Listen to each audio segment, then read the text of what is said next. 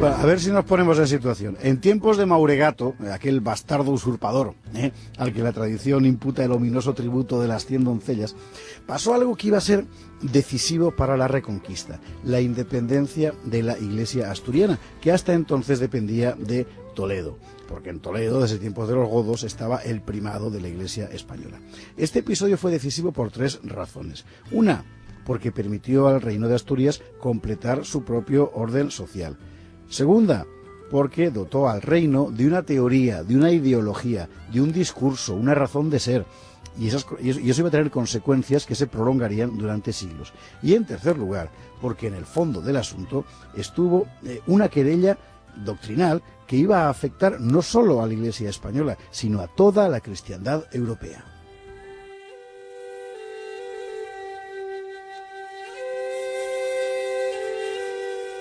Para entender adecuadamente la importancia de todo aquello, no solo hemos de dibujar el paisaje, sino que además hemos de intentar ponernos en la época. Ante todo hay que subrayar el papel fundamental de la Iglesia. Durante milenio y medio y en el plano social y cultural, la Iglesia católica ha desempeñado en Europa el mismo papel que en los 2 últimos siglos han jugado los filósofos: explicar el sentido de la vida y dar las razones de las cosas. Así era desde luego en la España del siglo VIII. Ese papel era absolutamente vertebral y correspondía a la función que la cultura europea venía atribuyendo a la inteligencia rectora. Vamos a explicar esto un poco, pero es que es imprescindible entenderlo para entender por qué las cosas fueron como fueron. En la mentalidad tradicional europea, la sociedad se imaginaba como un agregado de 3 funciones. Una primera función que se identifica con lo sagrado y con lo jurídico y con la realeza. Hay una segunda función que es lo guerrero y una tercera función que es la producción y la reproducción, desde la agricultura hasta la fertilidad, pasando por el comercio, la industria, la artesanía y todo eso. Bueno, ese esquema de 3 funciones está en todos los panteones paganos de Europa. Griegos, celtas, germanos y romanos, todos imaginaron a sus dioses según el esquema de esas 3 funciones, con dioses para cada una de ellas. Los griegos añadieron además una interpretación filosófica. Fue la que dio Sócrates, que lo contó Platón en la República, porque Platón lo cascaba todo, que es cuando describe la sociedad como un cuerpo en el que la cabeza representa la razón y la sabiduría, o sea, la primera función, el pecho representa el coraje y el valor guerrero, es decir, la segunda función, y el vientre representa la abundancia y los apetitos materiales, o sea, la tercera función. Cuando el cristianismo se expande por el Imperio Romano, añade a la cultura europea una explicación sobre la creación del mundo, una idea nueva del sentido de la vida y una esperanza también nueva en la redención, pero no altera el esquema de las 3 funciones que acabamos de explicar. Es más, desarrolla su propia interpretación de este orden social. Primero San Agustín, después los obispos de Inglaterra y del norte de Francia. Todos apuntan hacia una sociedad compuesta por hombres de oración, en latín oratores, hombres de guerra, bellatores, y hombres de trabajo, laboratores. Esta tríada, oratores, bellatores, laboratores, bajo la potestad temporal del rey y la autoridad espiritual del papa, se convierte en el orden social cristiano por antonomasia. De ese esquema saldrá el modelo de estamentos, nobleza, clero y estado llano o tercer estado, que se prolongará desde la Edad Media hasta la Revolución Francesa.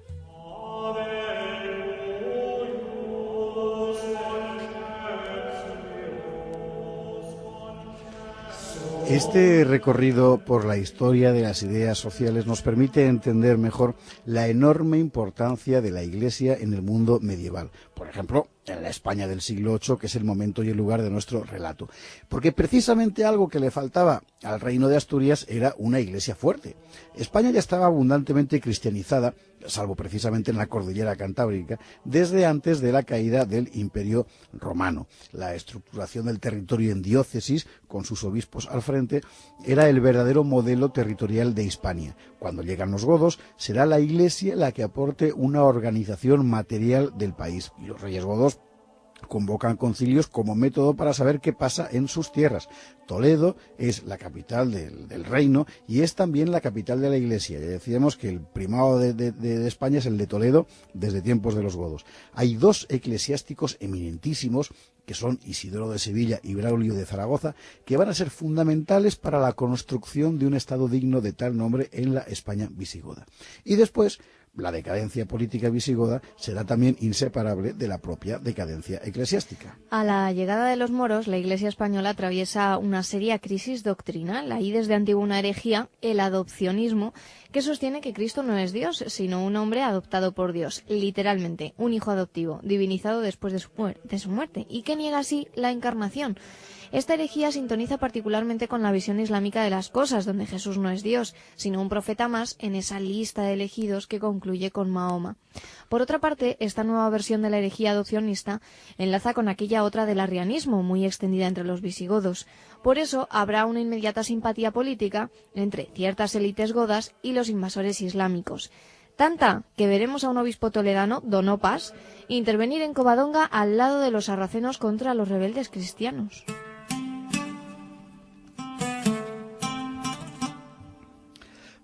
Pese a que había mucho colaboracionista, la Iglesia no iba a llevar una vida fácil en Al-Ándalus, es decir, en la España ocupada por el Islam. Pero los moros establecieron enseguida un orden social donde la religión era el criterio de jerarquía. En la cúspide estaban los musulmanes de pura cepa y los muladíes, que era como se llamaban los hispanos conversos a la fe de Mahoma, y en la base estaban los dimíes, es decir, los cristianos y judíos que querían seguir fieles a su fe y que ahora pasaban a ser gentes sin derechos, como invitados de segunda categoría en su propia tierra. En realidad lo asombroso es que en semejante orden tan duro hubiera tantos hispanos dispuestos a ser dimíes, es decir, gente de segunda antes que renegar de la cruz. Y debieron ser muchos los que aguantaron, sí, porque la Iglesia siguió jugando un papel importante en el Emirato de Córdoba. Tanto es así que siguieron celebrándose concilios, eso sí, en medio de una enorme confusión doctrinal. Ante la opresión musulmana, muchos cristianos emigraron al norte. Sabemos que Odoario, al que Alfonso I hizo obispo de Lugo, venía con su comunidad desde el África del Norte. Sabemos también que los monjes alojados por Fruela I en Samos venían de la España sometida al Islam. Pero pese a estas incorporaciones, la Iglesia de Asturias no dejaba de ser una pequeña congregación periférica. El centro de la Iglesia española seguía estando en Toledo, bajo la dirección del obispo Elipando. En el área cántabro-astur, tardíamente cristianizada, la presencia eclesiástica era escasa. Para una mentalidad de la época, recordemos las tres funciones, eso significaba que el orden social estaba cojo, le faltaba una de sus tres patas.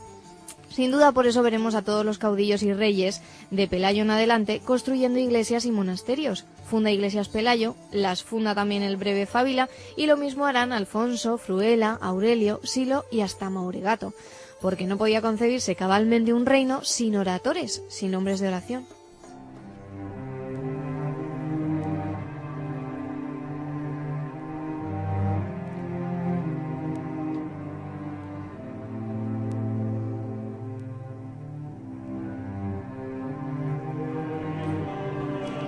En esta tesitura, con una iglesia toledana sometida y horadada por las herejías y una iglesia asturiana aún precaria, aparece Carlomagno, otra vez, y decide explorar la situación. ¿Qué quiere? Quiere atraerse a la iglesia española hacia la órbita de la iglesia carolingia, que es la primera y la más poderosa de la cristiandad.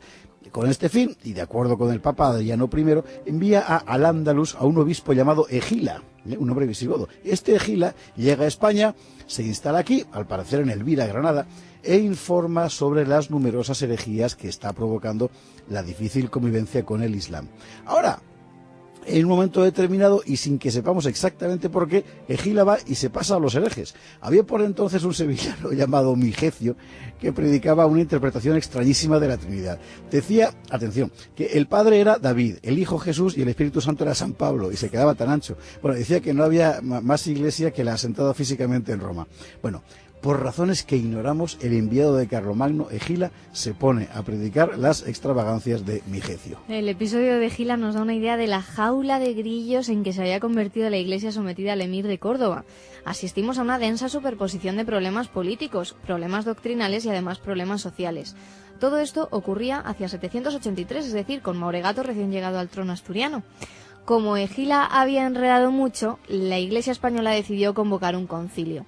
Fue en Sevilla, lo presidiría Elipando, flamante metropolitano de Toledo, primado de España, y allí Elipando formuló una declaración de fe con el objetivo de anular las extravagantes prédicas de Egila y Migecio, y cualesquiera otras que estuvieran alterando la ortodoxia de la cristiandad. Ahora bien, Elipando, en su declaración, se permitió ciertas consideraciones que entraban de lleno en la heterodoxia, más precisamente en la herejía adopcionista. Elipando se había propuesto resolver un problema, pero lejos de eso iba a provocar un terremoto. ¿Por qué dijo eso Elipando? A lo mejor para caer bien a los moros, ¿no? Y a los musulmanes y tratar de disminuir la divinidad de Cristo. Bueno, no lo sabemos. Lo que sabemos es que la declaración de Elipando tardó muy poco en llegar al norte, a la España cristiana. Allí la leyeron los monjes asturianos. Y en un pequeño monasterio de la comarca de Liébana, un joven y un desconocido fraile, Beato de Liébana, que se llamaba Beato, no es que fuera, luego lo sería, pero se llamaba así. Beato de Liébana lee el texto de Elipando y arde de indignación. Junto a Beato se hallaba Eterio, obispo de Osma, en Soria, que había tenido que abandonar su sede por la ocupación musulmana y había encontrado refugio en el monasterio de San Martín de Turieno.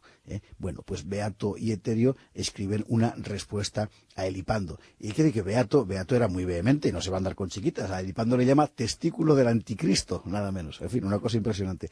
La polémica incendia la cristiandad española. Pronto el fuego se extenderá a Europa.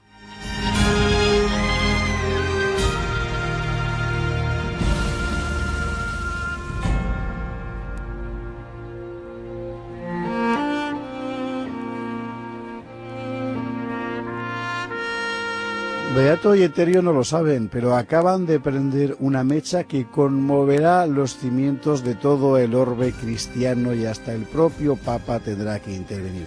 Y en la estela de esa conmoción, la Iglesia asturiana se independizará de Toledo. El reino de Asturias ya tendrá la pieza que le faltaba para construir un orden digno de tal nombre. La semana que viene veremos cómo pasó.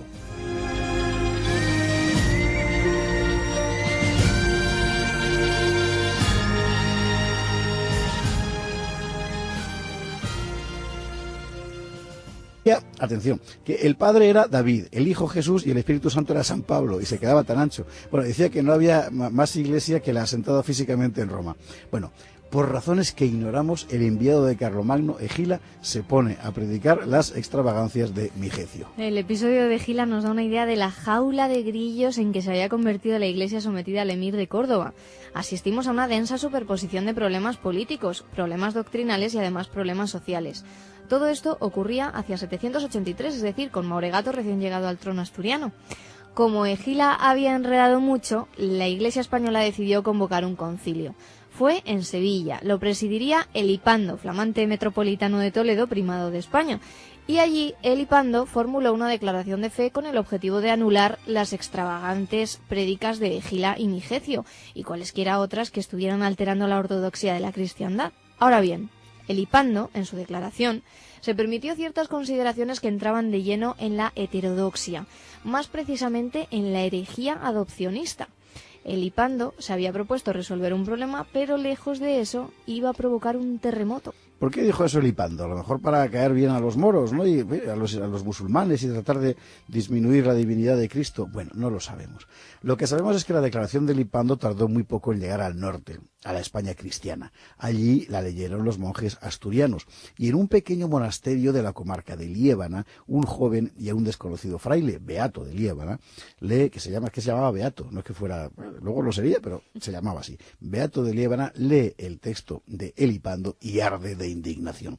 Junto a Beato se hallaba Eterio, obispo de Osma, en Soria, que había tenido que abandonar su sede por la ocupación musulmana y había encontrado refugio en el monasterio de San Martín de Turieno.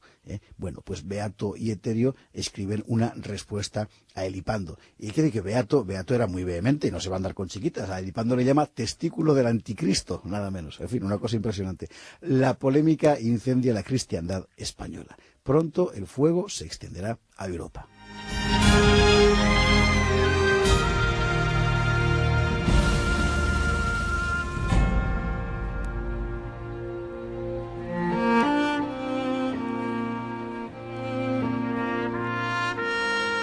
Beato y Eterio no lo saben, pero acaban de prender una mecha que conmoverá los cimientos de todo el orbe cristiano y hasta el propio Papa tendrá que intervenir.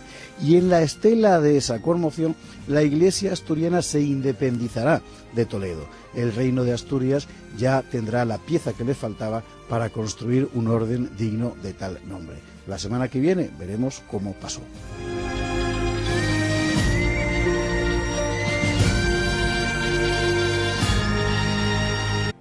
En un momento determinado, y sin que sepamos exactamente por qué, Egila va y se pasa a los herejes. Había por entonces un sevillano llamado Migecio que predicaba una interpretación extrañísima de la Trinidad. Decía, atención, que el Padre era David, el Hijo Jesús y el Espíritu Santo era San Pablo, y se quedaba tan ancho. Bueno, decía que no había más iglesia que la asentada físicamente en Roma. Bueno, por razones que ignoramos, el enviado de Carlomagno, Egila, se pone a predicar las extravagancias de Migecio. El episodio de Egila nos da una idea de la jaula de grillos en que se había convertido la iglesia sometida al emir de Córdoba. Asistimos a una densa superposición de problemas políticos, problemas doctrinales y además problemas sociales. Todo esto ocurría hacia 783, es decir, con Mauregato recién llegado al trono asturiano. Como Egila había enredado mucho, la Iglesia española decidió convocar un concilio. Fue en Sevilla, lo presidiría Elipando, flamante metropolitano de Toledo, primado de España, y allí Elipando formuló una declaración de fe con el objetivo de anular las extravagantes prédicas de Egila y Migecio, y cualesquiera otras que estuvieran alterando la ortodoxia de la cristiandad. Ahora bien, Elipando, en su declaración, se permitió ciertas consideraciones que entraban de lleno en la heterodoxia, más precisamente en la herejía adopcionista. Elipando se había propuesto resolver un problema, pero lejos de eso iba a provocar un terremoto. ¿Por qué dijo eso Elipando? A lo mejor para caer bien a los moros, ¿no? Y a los musulmanes y tratar de disminuir la divinidad de Cristo. Bueno, no lo sabemos. Lo que sabemos es que la declaración de Elipando tardó muy poco en llegar al norte, a la España cristiana. Allí la leyeron los monjes asturianos. Y en un pequeño monasterio de la comarca de Liébana, un joven y aún desconocido fraile, Beato de Liébana, que se llamaba Beato, no es que fuera, luego lo sería, pero se llamaba así. Beato de Liébana lee el texto de Elipando y arde de indignación. Junto a Beato se hallaba Eterio, obispo de Osma, en Soria, que había tenido que abandonar su sede por la ocupación musulmana y había encontrado refugio en el monasterio de San Martín de Turieno. Bueno, pues Beato y Eterio escriben una respuesta a Elipando. Y hay que decir que Beato era muy vehemente, no se va a andar con chiquitas. A Elipando le llama testículo del anticristo, nada menos. En fin, una cosa impresionante. La polémica incendia la cristiandad española. Pronto el fuego se extenderá a Europa.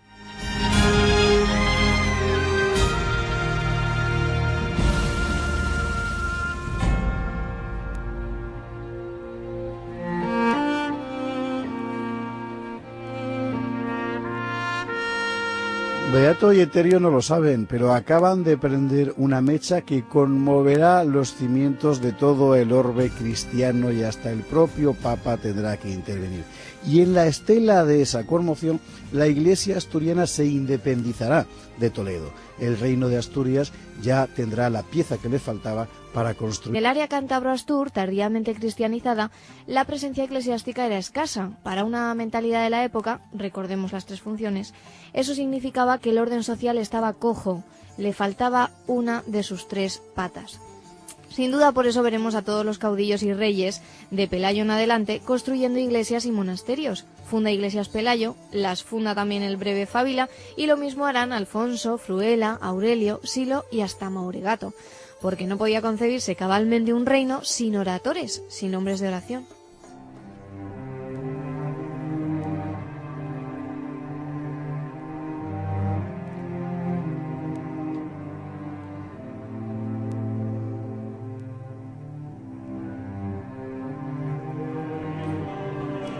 En esta tesitura, con una iglesia toledana sometida y horadada por las herejías y una iglesia asturiana aún precaria, aparece Carlomagno, otra vez, y decide explorar la situación. ¿Qué quiere? Quiere atraerse a la iglesia española hacia la órbita de la iglesia carolingia, que es la primera y la más poderosa de la cristiandad. Con este fin, y de acuerdo con el Papa Adriano I, envía a Al-Ándalus a un obispo llamado Egila, un hombre visigodo. Este Egila llega a España, se instala aquí, al parecer en Elvira, Granada, e informa sobre las numerosas herejías que está provocando la difícil convivencia con el Islam. Ahora, en un momento determinado, y sin que sepamos exactamente por qué, Egila va y se pasa a los herejes. Había por entonces un sevillano llamado Migecio que predicaba una interpretación extrañísima de la Trinidad. Decía, atención, que el Padre era David, el Hijo Jesús y el Espíritu Santo era San Pablo, y se quedaba tan ancho. Bueno, decía que no había más iglesia que la asentada físicamente en Roma. Bueno, por razones que ignoramos, el enviado de Carlomagno, Egila, se pone a predicar las extravagancias de Migecio. El episodio de Egila nos da una idea de la jaula de grillos en que se había convertido la iglesia sometida al emir de Córdoba. Asistimos a una densa superposición de problemas políticos, problemas doctrinales y además problemas sociales. Todo esto ocurría hacia 783, es decir, con Mauregato recién llegado al trono asturiano. Como Egila había enredado mucho, la Iglesia española decidió convocar un concilio.